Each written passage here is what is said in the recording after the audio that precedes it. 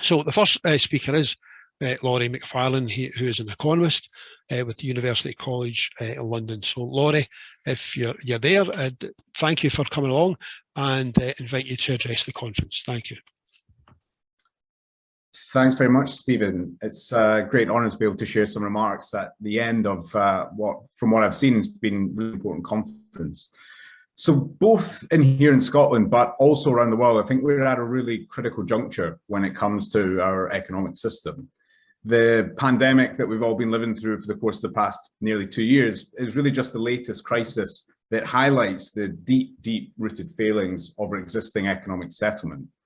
Just like the financial crisis before it, nearly 15 years ago now, the pandemic, our lack of preparedness for it, the fact that it even happened in the first place, has really laid bare, I think, the weaknesses and the consequences of decades of privatization, deregulation, outsourcing, marketization, and highlighted the critical importance of having a strong state, robust public services, etc. And what we've seen in response to the pandemic, governments, in order to deal with that, have really ripped up the old neoliberal economic playgroup and really started to intervene in the economy on quite a large scale.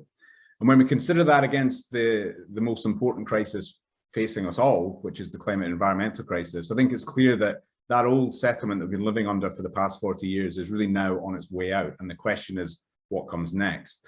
And I think in Scotland, we really do have a chance to show the world what that means. We have a government now that's talking about a different type of economy, that's talking about well-being, inclusiveness, that's talking about just transition, I've been talking about today, economic transformation. But when it comes to what actually gets implemented, I think too often, to date anyway, the Scottish Government has defaulted to this kind of timid resorting to economic orthodoxy, and that orthodoxy that's simply no longer fit for purpose.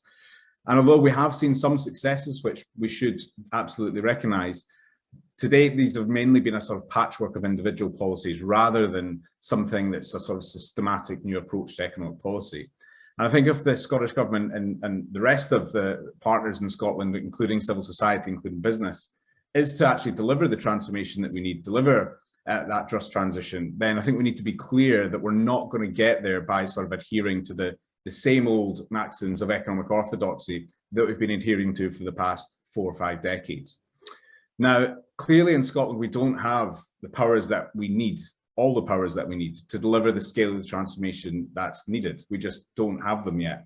But I think it's crucial that we mobilise all the tools that we do have, both at the local and the national level, to the fullest possible extent.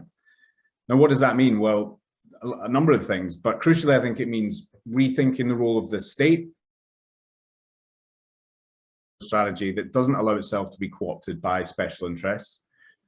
As we've heard in some of the sessions today, it means recognising that we won't be able to deliver the scale of the transformation that we need without putting questions of ownership and democratic control at the forefront of economic policy, particularly in sectors like energy and transport, but also further afield across the board. It means using tools like planning, regulation to phase out those activities and sectors that are unsustainable, but also using them to actually create and shape new sectors and new areas where we actually need to be doing much more. It means using procurement to develop local supply chains, create well-paid green jobs, mobilising public investment, public finance to ensure that the transition that we have happens on a scale and pace required, not relying on private finance to get us there.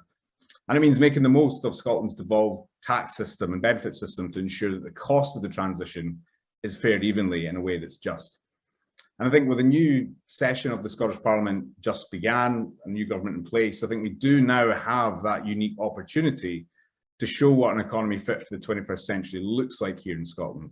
And our political leaders are now talking the talk. And I think it's up to everybody here and beyond to ensure that they now start walking that walk. Thanks very much.